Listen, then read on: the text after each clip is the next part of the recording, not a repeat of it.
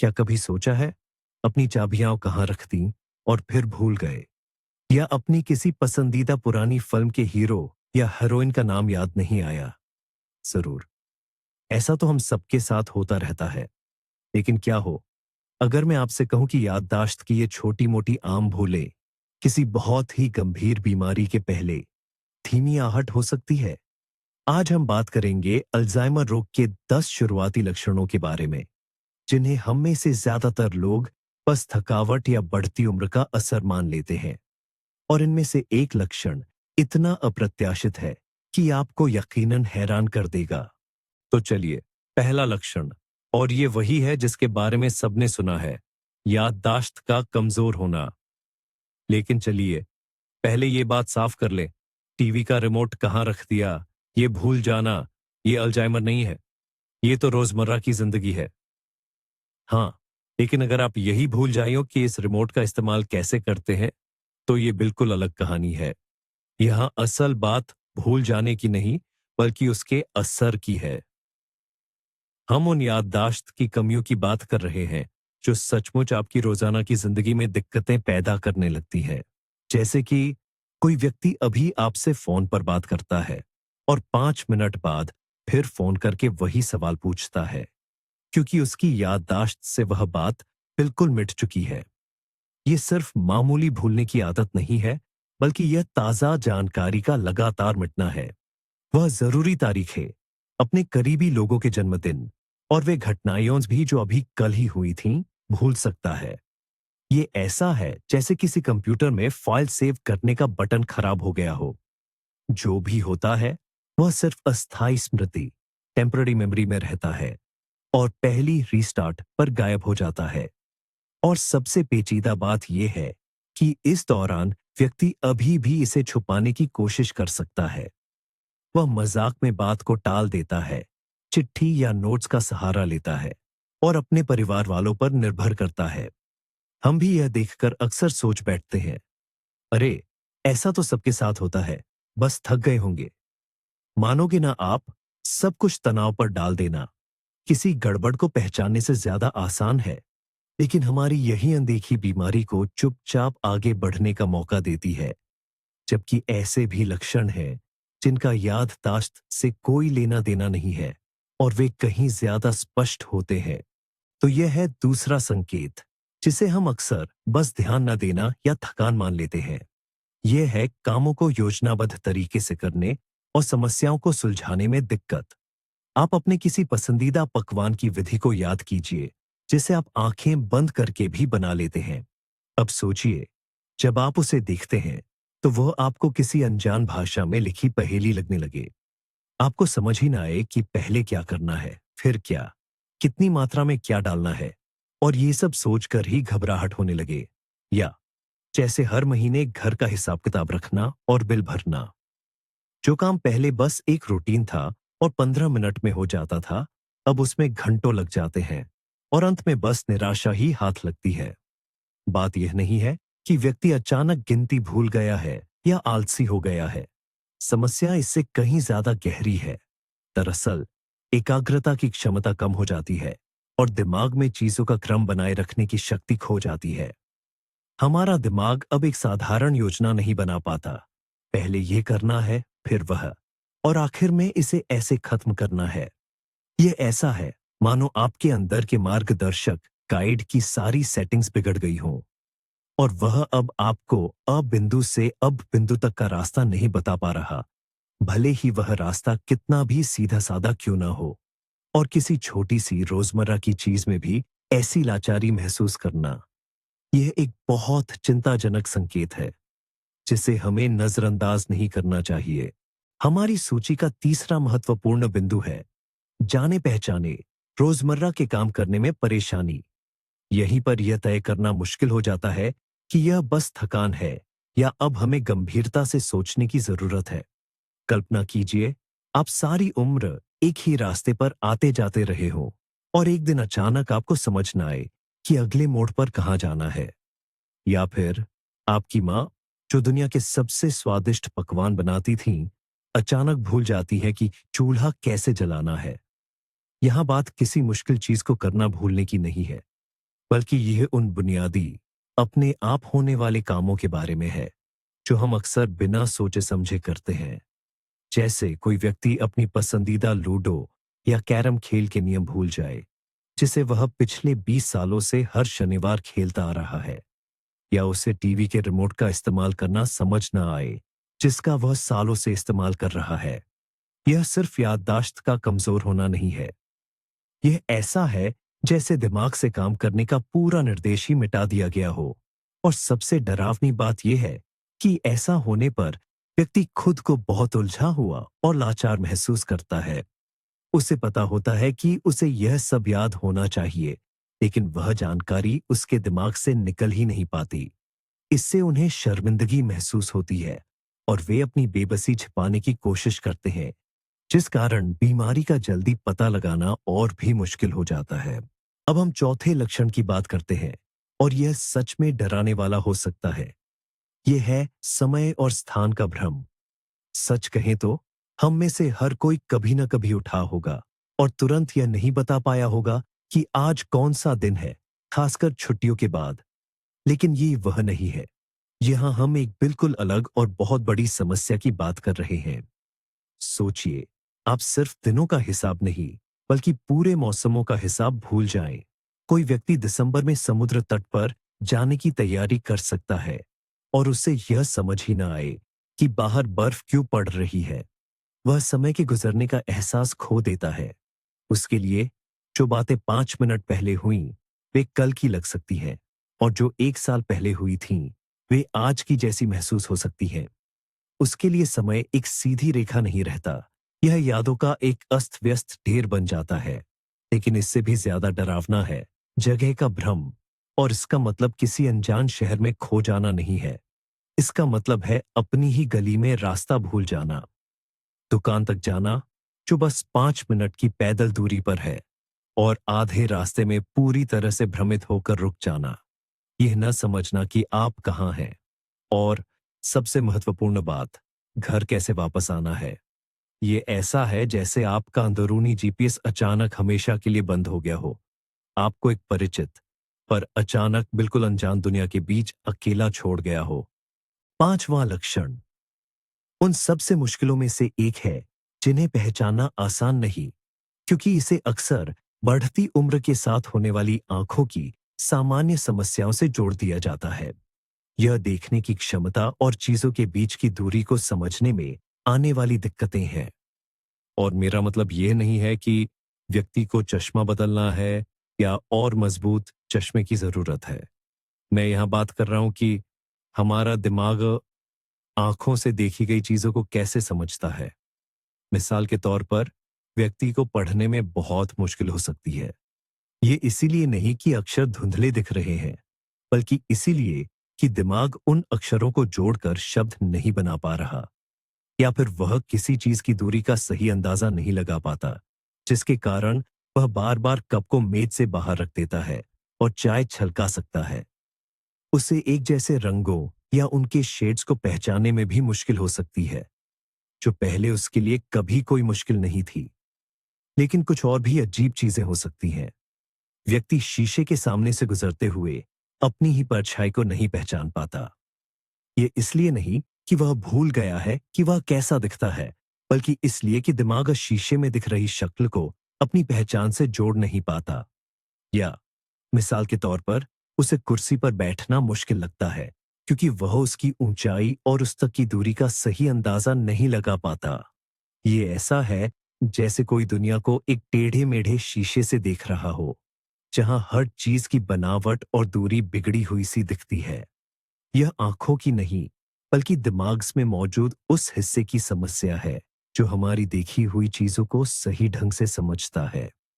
और दिमाग की इस कार्यप्रणाली में आई यह गड़बड़ी वाकई चिंता का एक बहुत बड़ा कारण है। तो अब बात करते हैं छठे मुद्दे की, और ये हमारी बातचीत, हमारी वाणी से जुड़ा है, जो हमें सामाजिक प्राणी बनाती है। शब्दों के इस्तेमाल में कुछ नई व्यवस्थित दिक्कतें सामने आ रही हैं, और ये वैसा नहीं है कि आप कोई मुश्किल शब्द या किसी अभिनेता का नाम भूल गए हो। बात कहीं ज्यादा गहरी है। इंसान अपनी बात का तार खोने लगता है। वे आधी बात पर रुक सकते हैं और बस चुप हो सकते हैं, क्योंकि वे पूरी तरह भूल जाते हैं कि वे क्या कह रहे थे। या फिर उन्हें सबसे आसान रोजमर्रा के शब्द ढूंढने में बहुत मशक्कत करनी पड़ती है। मान लीजिए आप घड़ी मांगना चाहते हैं, लेकिन घड़ी शब्द आपके जहन से जैसे गायब ही हो गया हो। इसके बजाय आप कुछ ऐसा कहते हैं, मुझे वो हाथ में पहनने वाली चीज दो जिससे समय देखते हैं। इसे एनोमिया कहते हैं। मानो दिमाग में शब्दों का भंडार धीरे धीरे खाली होने लगता है। इतना ही नहीं, बातचीत को समझना भी मुश्किल हो जाता है। किसी व्यक्ति के लिए तेज बातचीत को समझ पाना या किसी समूह चर्चा में शामिल होना मुश्किल हो जाता है। वे जानकारी के इस प्रवाह को संभाल नहीं पाते। उनकी बातचीत रुक रुक कर हो सकती है। वे एक ही वाक्यांश या शब्द दोहरा सकते हैं। और यह सिर्फ जबान फिसलना नहीं है, यह इस बात का स्पष्ट संकेत है कि दिमाग के भाषा केंद्र काम करना बंद करने लगे हैं। यह ऐसा है जैसे आप रेडियो ट्यून करने की कोशिश कर रहे हो, लेकिन स्पष्ट आवाज के बजाय सिर्फ टूटे फूटे वाक्यांश और शोर सुनाई दे। सातवां लक्षण सुनकर शायद आपको हंसी आ जाए, लेकिन इसकी गंभीरता को देखते हुए यह बिल्कुल भी हंसी की बात नहीं है। इंसान चीजें ऐसी जगहों पर रखना शुरू कर देता है जहां उन्हें बिल्कुल नहीं होना चाहिए। हम सभी कभी कभी लापरवाही में, या यूं कहिए कि अपनी धुन में, फोन जैसी चीज फ्रिज में रख देते हैं। लेकिन इसमें बड़ा फर्क ये है, एक स्वस्थ इंसान जब अपनी ऐसी गलती देखता है तो वो खुद हैरान होता है, हंसता है और समझ जाता है कि उसका ध्यान कहीं और था। वो अपनी याददाश्त पर जोर डालकर उन घटनाओं को जोड़ पाता है और समझ जाता है कि ये कैसे और क्यों हुआ। पर अल्जाइमर की शुरुआती स्टेज वाला मरीज सिर्फ चीज गलत जगह नहीं रखता, वो उसे ढूंढने की काबिलियत ही खो देता है। वो अपनी हरकतों को याद नहीं कर पाता ताकि ये समझ पाए कि उसने वो खोई हुई चीज कहाँ रखी होगी। उसके लिए चीनी के डिब्बे में रखा टीवी का रिमोट बिल्कुल भी अजीब नहीं लगेगा। इतना ही नहीं, वो आसपास के लोगों पर इल्जाम लगाना शुरू कर सकता है कि उन्होंने ही उसकी चीज कहीं और रख दी है या चुरा ली है, क्योंकि उसकी सोच में उसने तो सब सही किया था और चीज का गायब होना किसी और की शरारत या बदनीयती का नतीजा है। अपनी हरकतों और उनके नतीजों के बीच की ये तार्किक कड़ी टूट जाना इस बीमारी का एक बहुत ही खास लक्षण है। उसके लिए दुनिया व्यवस्थित नहीं रहती और वो अपनी गलतियों की जगह बाहर की चीजों में इसकी वजह ढूंढने लगता है। ये एक ऐसी गंभीर समस्या है जो व्यक्ति के लिए और उसके परिवार वालों के लिए भी बहुत खतरनाक हो सकती है। इसमें इंसान अपनी हालत को ठीक से समझ नहीं पाता और बिना सोचे समझे कभी कभी तो बहुत ही नुकसानदेह फैसले ले लेता है। उसका दिमाग सही ढंग से किसी भी स्थिति को समझने और अपने कामों के नतीजों का आकलन करने की क्षमता खो देता है। यह ठीक वैसा है जैसे कोई जहाज का कप्तान रास्ते में आने वाले हिमखंडों, बर्फ के बड़े बड़े टुकड़ों को देखना ही बंद कर दे। असल में इसका मतलब क्या है? मान लीजिए कोई व्यक्ति जिसने अपनी पूरी जिंदगी पैसे बचाए हैं और बहुत समझदारी से काम लिया है, वह अचानक अपने सारे पैसे फोन पर ठगी करने वालों को दे सकता है। ऐसा इसलिए होगा क्योंकि ठगों की मनगढ़ंत कहानी उसे पूरी तरह सच लगेगी। या फिर वह बिना सोचे समझे सिर्फ एक पल के आवेश में आकर ढेर सारी ऐसी चीजें खरीद सकता है जिनकी उसे बिल्कुल जरूरत नहीं है। लेकिन बात सिर्फ पैसे तक ही सीमित नहीं है। अपनी स्थिति को न समझ पाने की यह समस्या रोजमर्रा की जिंदगी में भी दिखती है। जैसे इंसान अपनी साफ सफाई पर ध्यान देना बंद कर सकता है, नहाना छोड़ सकता है, गंदे कपड़े पहनकर घूम सकता है और उसे सच में समझ नहीं आएगा कि इसमें गलत क्या है। वह कड़ाके की ठंड में भी गर्मियों के हल्के कपड़े पहनकर बाहर निकल सकता है, क्योंकि वह बाहर के तापमान का सही अंदाजा नहीं लगा पाएगा। और सबसे मुश्किल बात यह है कि उसे अपनी हर बात बिल्कुल सही लगती है। उसके गलत या खतरनाक कामों की तरफ इशारा करने की कोई भी कोशिश उसे अच्छी नहीं लगेगी। वह उसे सीधे सीधे नकार देगा। वह अपनी अंदरूनी समझदारी या भीतरी लगाम खो देता है, जो सुरक्षा और सही गलत का फैसला लेने के लिए बहुत जरूरी होती है। नौवां लक्षण बाहर से आसानी से देखा जा सकता है और यह अपनों के लिए बहुत तकलीफदेह होता है। इसमें व्यक्ति धीरे धीरे सामाजिक जीवन से दूर होने लगता है और अपनी पसंदीदा गतिविधियों व शौकों को छोड़ देता है। जो व्यक्ति पहले दोस्तों से मिलने, शतरंज खेलने या बागवानी करने में आनंद लेता था, वह अचानक इन सभी चीजों में अपनी रुचि खो देता है। लेकिन यह महज आलस या बुरे मूड की बात नहीं है। इसकी वजह कहीं ज्यादा गहरी है। पहली बात तो यह है कि उसे बातचीत जारी रखना शारीरिक रूप से मुश्किल लगने लगता है। जैसा कि हमने पहले भी बताया है, उसे बातचीत में शब्द नहीं मिलते, वह सामने वाले की बात के साथ तालमेल नहीं बिठा पाता और इससे उसे बहुत तनाव व शर्मिंदगी महसूस होती है। लगातार असहज महसूस करने से बेहतर उसे बातचीत से दूर रहना ही लगता है। दूसरी बात यह है कि पसंदीदा शौक जिनसे उसे पहले खुशी मिलती थी, अब वे निराशा का कारण बन जाते हैं। बुनाई करने में आनंद कैसे आएगा अगर आप लगातार पैटर्न भूल जाते हैं? या गिटार बजाने में भी मजा नहीं आता अगर आपको कॉर्ड्स याद ही न रहे। दिमाग अब उन कामों से नहीं निपट पाता जिनमें एकाग्रता और क्रमबद्ध तरीके से काम करने की जरूरत होती है। नतीजतन व्यक्ति उन सभी चीजों से बचने लगता है जो उसे अपनी समस्याओं की याद दिला सकती है। वह अपने आप में सिमट जाता है, निष्क्रिय होकर समय बिताना पसंद करता है, जैसे बस एकटक कहीं देखते रहना।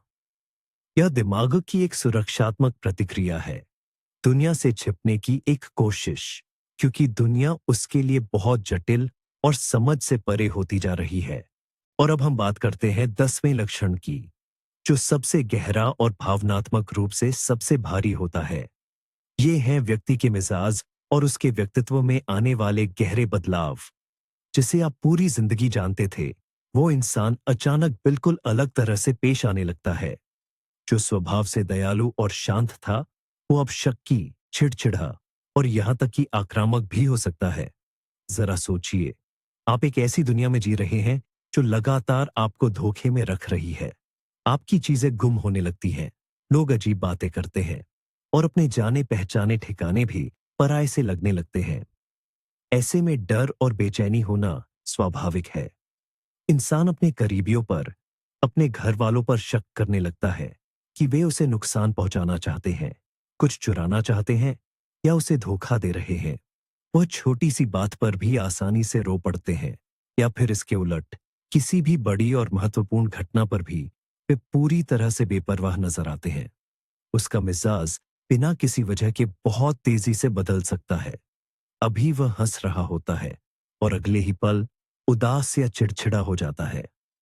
वह बहुत ज्यादा घबराया हुआ और उलझा हुआ महसूस कर सकता है, खासकर किसी नई या अनजान जगह पर। यह बदलाव उसका बिगड़ा हुआ स्वभाव नहीं है, ये तो उसके दिमाग में हो रहे रासायनिक और संरचनात्मक बदलावों का सीधा परिणाम है। यह उस व्यक्ति की मदद के लिए एक पुकार है जो अपनी भावनाओं पर से नियंत्रण खो रहा है और न सिर्फ अपने आसपास की दुनिया को, बल्कि खुद को भी नहीं पहचान पा रहा है। लेकिन इन सब में जो बात सबसे ज्यादा चौंकाने वाली और डराने वाली है, वह बीते हुए कल को भूल जाना नहीं है। सबसे धोखेबाज शुरुआती लक्षण, जिसे अक्सर सब अनदेखा कर देते हैं, वह है भविष्य में रुचि खो देना। जब कोई व्यक्ति योजना बनाना बंद कर देता है, जब चलो अगले सप्ताहांत जैसी बात सुनकर भी मन में कोई उत्साह या दिलचस्पी नहीं जगती, बस उदासीनता छा जाती है। यह सिर्फ आलस्य या सामान्य डिप्रेशन नहीं है, ये वह पल है जब हमारा दिमाग भविष्य की संभावनाओं को देखना बंद कर देता है और यह शायद बीते हुए कल को भूल जाने से भी ज्यादा डरावना है। इसका मतलब है आने वाले कल को ही भूल जाना। ये 10 लक्षण सिर्फ अलग अलग छोटी मोटी गड़बड़ियां नहीं है। इन्हें एक पहेली, पजल के टुकड़ों की तरह समझे। अकेले में वे मामूली लग सकते हैं, लेकिन जब आप इन्हें एक साथ जोड़ते हैं तो एक बहुत ही चिंताजनक तस्वीर सामने आती है। शुरुआती पहचान, अर्ली डायग्नोसिस, बीमारी को पूरी तरह से ठीक तो नहीं कर सकती, लेकिन यह हमें सबसे कीमती चीज देती है, समय। समय, ताकि हम तैयारी कर सके, लक्षणों के बढ़ने की गति को धीमा कर सके और अपने शेष जीवन को यथासंभव बेहतर ढंग से जी सके। यह महत्वपूर्ण वीडियो अंत तक देखने के लिए आपका धन्यवाद। अगर आपको कुछ नया सीखने को मिला या यह जानकारी उपयोगी लगी, तो कृपया वीडियो को लाइक करें और चैनल को सब्सक्राइब करें। आपका समर्थन हमें ऐसे और भी उपयोगी वीडियो बनाने में मदद करता है। और अब आपसे एक सवाल, क्या आपने या आपके किसी करीबी ने इनमें से किसी भी अप्रत्यक्ष छिपे हुए लक्षण का अनुभव किया है? कृपया अपना अनुभव कमेंट्स में साझा करें। यह अन्य लोगों को महत्वपूर्ण संकेतों को पहचानने में मदद कर सकता है।